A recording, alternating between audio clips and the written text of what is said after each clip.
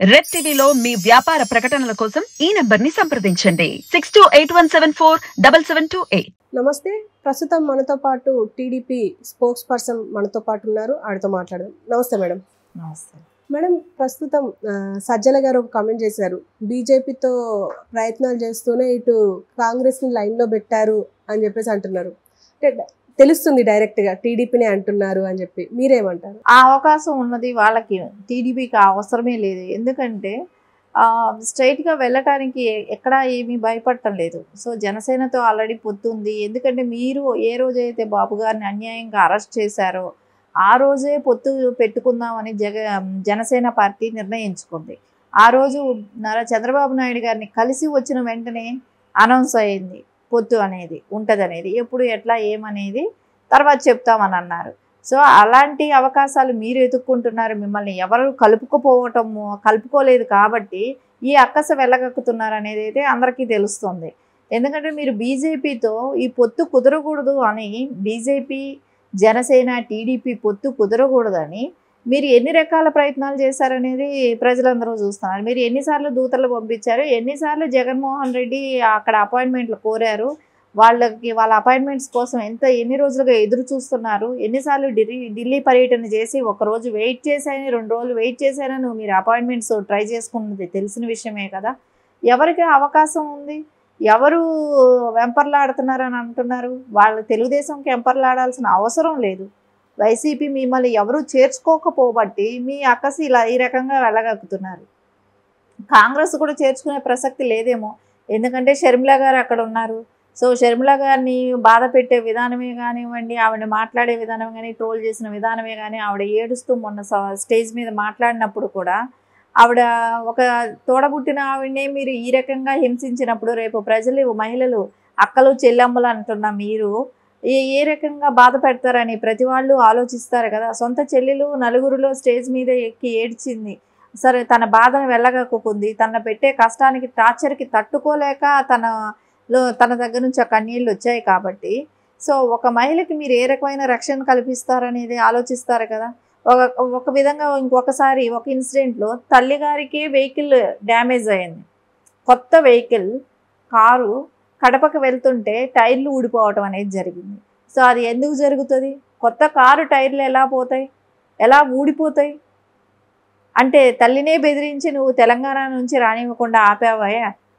అది అందరూ చూస్తున్నారు కదా, అందరికీ తెలుస్తుంది కదా. నువ్వు తల్లికి చెల్లికి బాబాయిని హత్య చేసిన వాడెవరోని కనిపెట్టలేక అప్పుడప్పుడు ఈ ప్రెస్ మీట్లు పెట్టి మీరు వాళ్ళతో పొత్తు పెట్టుకుంటే కానీ గెలవలేరు, జగన్మోహన్ రెడ్డి మోనార్కు, ఆయన్ని ఓడించలేక మీరు వాళ్ళతో పొత్తు వీళ్ళతో పొత్తు అని అనటం కాదు కదా.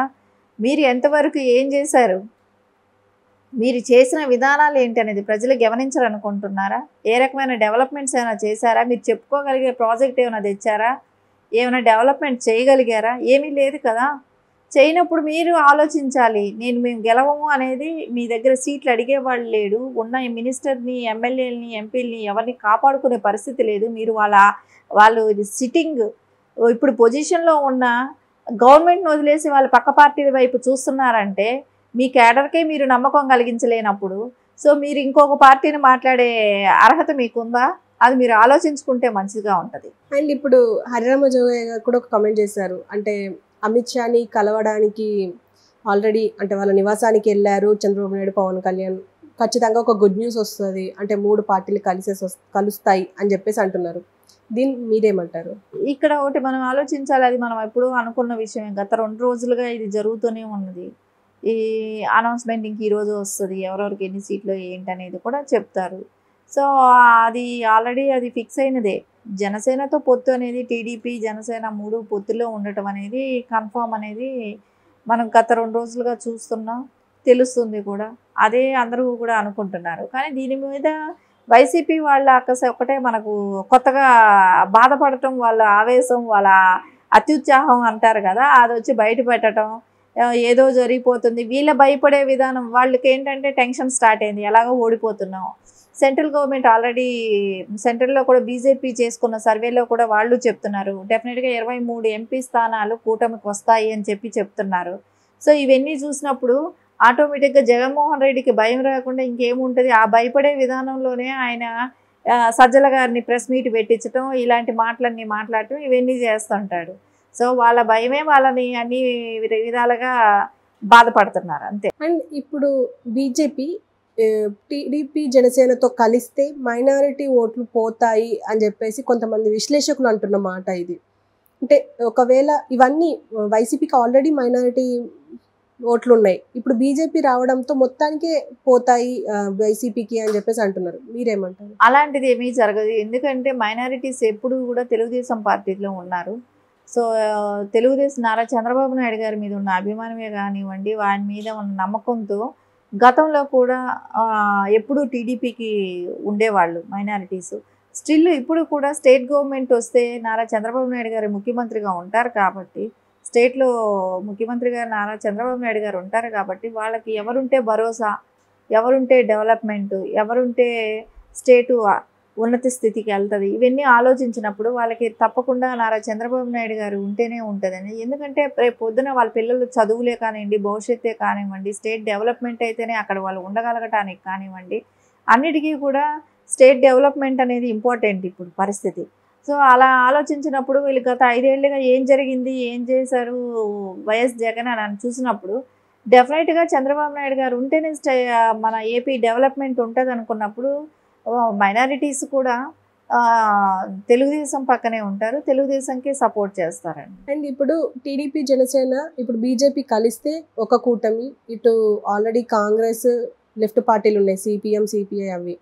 సో ఇటు వైసీపీ, ఈ మూడు కూటముల మధ్య, అంటే ఇది కూటమి కాదు కానీ ఈ 3 పార్టీల మధ్య ఒక ట్రయాంగిల్ పోటీ జరుగుతుందంటారా?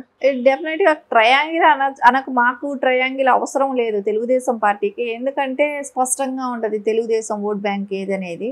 సో ఆ ఓట్ బ్యాంక్ వాళ్ళకి కంపల్సరీ తెలుగుదేశంకి ఉంటుంది కాబట్టి దాని గురించి బాధపడాల్సిన వాళ్ళది. ఎటు వచ్చి కాంగ్రెస్, సిపిఎం సిపిఐ ఇవి అన్నప్పుడు అవి లెఫ్ట్ పార్టీలు ఎప్పుడు కాంగ్రెస్కి ఉంటాయి కాబట్టి అది ఓకే. కానీ జగన్మోహన్ రెడ్డి వైసీపీ అనేది రాజశేఖర్ రెడ్డి గారి పేరు చెప్పుకుంటూ వచ్చిన పార్టీ అది. సో రాజశేఖర్ రెడ్డి గారి 2 పిల్లలు ఆడ పోటీ పడినప్పుడు, రాజశేఖర్ రెడ్డి గారి కూతురు కొడుకు ఆ ప్లేస్లో ఉన్నప్పుడు ఆ ఓట్ బ్యాంక్ అనేది డెఫినెట్గా చీలుతుంది. రాజశేఖర్ రెడ్డి గారు ఏ పార్టీ నుంచి వచ్చారు? కాంగ్రెస్ నుంచి వచ్చారు. సో కాంగ్రెస్ ఓట్ బ్యాంక్ కూడా వైసీపీకి షిఫ్ట్ అయింది లాస్ట్ టైం అంతా. సో ఇప్పుడు డెఫినెట్గా కాంగ్రెస్ ఓట్ బ్యాంక్ కాంగ్రెస్కి వస్తుంది. ఎటు చూసుకున్నా వైసీపీకి డ్యామేజ్ అవుతుందే కానీ తెలుగుదేశంకి ఎలాంటి ప్రాబ్లము ఉండదు. కాంగ్రెస్ కొంచెం బెటర్గా పుంజుకుంటుంది కూడా ఏమో.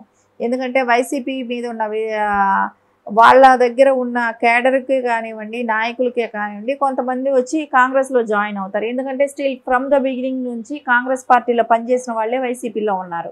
సో ఆ పార్టీలో ఉన్న వాళ్ళందరూ వైసీపీలో కూడా కాంగ్రెస్కి వచ్చి కూడా జాయిన్ అయ్యే అవకాశం ఉంది. అండ్ ఇప్పుడు మొన్న ఒక ప్రెస్ మీట్లో అన్నారు కొడాలి నాని, ఈ ఎన్నికలే నాకు లాస్ట్ ఎన్నికలు, తర్వాత పోటీ చెయ్యను అని చెప్పేసి అన్నారు. అండ్ ఈ మంత్రి పదవి కూడా నేను తీసుకోను అని చెప్పేసి అంటున్నారు. దీనికి మీరేమంటారు? గెలిస్తే కదా మంత్రి పదవి తీసుకోవటానికి, గెలిసే అవకాశమే లేదు. ఈ మొన్నటి వరకు ఏదో గెలిచాము కదా అనేసి విచ్చలవిడితనంతో నోరు బారేసుకున్నారు. ఆ నోరు బారేసుకున్న దాంతో ఈసారి గెలుస్తారో లేదో తెలియదు, సీట్ ఇస్తాడో లేదో కూడా ఇంకా కన్ఫర్మ్ కాలేదు. అలాంటప్పుడు ఆయనకి సీట్ వస్తుందో రాదో తెలియదు, ఆయన గెలవడనేది తెలియదు, ఇంకా మినిస్టర్ పదవి ఎందుకు వస్తుంది అనుకుంటాడు. సో ఏదో ఇప్పుడు పశ్చాత్తాప మాటలు ఏదో మాట్లాడితే ఏదో జరుగుతుంది అనుకోవటం హాస్యాస్పదం కానివ్వండి. ఆయన చేసినవి కొంచెం డెవలప్మెంట్ మీద దృష్టి పెట్టలేదు. ఆయన నియోజకవర్గంలో కూడా ఇప్పుడు ప్రతి చోట డెవలప్ అయితే ఆయన నియోజకవర్గం డెవలప్ అవుతుంది. అక్కడ రావాల్సిన నిధులు రాలేదు, అక్కడ కూడా అట్లాగే ఉంది. సో అలాంటప్పుడు ప్రజలు ఓట్లు ఎలాగో వేయరు. నేను మినిస్టర్ అవ్వను అని చెప్పి ఇప్పటి నుంచే చెప్పుకుంటున్నాడు. నువ్వు గెలిస్తే మినిస్టర్ అవ్వటానికి అనేది ఉంటుంది. ప్రజలు కూడా ఎలాగో గెలిపించే ఆస్కారాలు కూడా లేవు. అండ్ ఒక మాట అంటున్నారు ఏంటంటే, ఒక 500 కోట్లు అంటే ఎమ్మెల్యేగా గెలిచిన తర్వాత ఒక 500 కోట్లు తీసుకెళ్ళి ప్రభుత్వం నుంచి గుడివాడని మొత్తం డెవలప్ చేస్తాను, నా నియోజకవర్గాన్ని డెవలప్ చేస్తాను అని చెప్పేసి మాట్లాడారు. అది ఇన్ని సంవత్సరాలు ఎందుకు చేయలేకపోయారు? గత 5 ఏళ్ళుగా డెవలప్ చేయలేని ఈసారి గెలిస్తే చేస్తావా? ఇప్పటికే అప్పులే ఉన్నది. ఇప్పుడే సెక్రటరియట్లు తాకట్టు పెట్టారు. ఒక కంపెనీ లేదు. ఏ రకంగా ఈయన ఇంకో చోట అప్పు తీసుకొచ్చి అక్కడ ప్రజల నెత్తిన అప్పులు మొత్తం ఏపీ నెత్తినంత అప్పులు రుద్దటానికి మళ్ళీ ఇంకొక ప్లానా? అంటే ఏ 5,000 కోట్లు తెస్తే 500 కోట్లు నేను ఖర్చు పెడతానని చెప్తాడేమో. ఎందుకంటే అందరూ తినంగా 500 కోట్లు కూడా మిగలవు అక్కడ. సో ఆ రకంగా ఆయన ఏదో ఇప్పుడు మళ్ళా ప్రజల్ని మభ్యపెట్టే మాటలు మాట్లాడటమే కానివ్వండి, అవకాశమే లేదు ఆయనకి. గెలిచే అవకాశము లేదు, వైసీపీ పార్టీ వచ్చే అవకాశం కూడా అంతకన్నా లేదు. సో ఆయన మినిస్టర్ అయ్యేది లేదు, 500 కోట్లు ఆయన ఖర్చు పెట్టేది లేదు. ఏపీ మొత్తం డెవలప్ అవ్వాలి కానీ ఆయన 500 కోట్లకి ఇప్పుడు గుర్తొచ్చిందా? 5 ఏళ్ళుగా ఆయన ఏమీ చేయనిది. సో అనేది అవన్నీ ఏదో బూటక్కు మాటలు చెప్తూ పబ్బం గడుపుకోవటం చేయటమే. అండ్ ఇప్పుడు మనం కంపెనీల గురించి మాట్లాడుకున్నాం కాబట్టి డెవలప్మెంట్, అసలు కంపెనీలు మేము చాలా తీసుకొచ్చామని చెప్పేసి రోజా ఒక ప్రముఖ ఛానల్లో ఇంటర్వ్యూ ఇచ్చారు, మంత్రి రోజా. దాని గురించి మీరు ఏమంటారు? అంటే చాలా కంపెనీస్ వచ్చాయి అని చెప్పేసి అన్నారు. ఏం కంపెనీలు వచ్చాయి? ఒకటి చూడండి, ఆలోచించేస్తే ఇదేంటి జగన్మోహన్ రెడ్డి గారు అన్నారు, నేను చేపలు కడప జిల్లాలో పులివెందులకి చేపలు వస్తాయని అనుకోలేదండి, రొయ్యలు పీతలు లాంటివి ఇక్కడ అమ్ముతారని నేను అనుకోలేదు, నేను తీసుకొచ్చాను అని అన్నారు. అవే కంపెనీలు అంటే? అలాంటి కంపెనీలు అనేది ఎలా ఉంటాయి? ఒక కియా లాంటివి, అమర్ రాజా లాంటివి, హోండా లాంటివి, ఇలాంటి కంపెనీస్ ఆల్రెడీ బాబు గారు చేశారు కాబట్టి అలాంటివి ఏదైనా కంపెనీస్ తీసుకొచ్చావా? ఉన్న కంపెనీలనే తరిమేసావు. అదే అమర్ రాజా ఉంటే 10,000 మందికి ఎంప్లాయ్మెంట్స్ దొరికేది. అలాంటి దాన్ని నువ్వు పక్క స్టేట్ తెలంగాణ స్టేట్కి పంపించేసి ఎవరి మీద ద్వేషం ఉంటే పార్టీల్లో వీళ్ళు తెలుగుదేశం అనుకున్నవా దాని మూలాన ఆయన తెలుగుదేశంలో ఎంపీగా ఉన్న పాపానికి కాను ఆయన కంపెనీని మూయించేసి అక్కడ నుంచి తెలంగాణ స్టేట్కి పంపించిన మూలాన 10,000 మంది కుటుంబాలకి ఆపర్చునిటీ ఉండే కంపెనీని మూయించేసిన మూలాన ఎవరికి నష్టమైంది? స్టేట్కి నష్టమైంది. అలాంటి పనులన్నీ నువ్వు చేస్తూ ఏ కంపెనీలు తెచ్చావండి? చేపల చెరువులు, చేపలను రొయ్యలు అమ్ముకోవటం ఆ కంపెనీలు అంటే? బిస్కెట్ పరిశ్రమలను, బ్రెడ్ పరిశ్రమల కంపెనీలు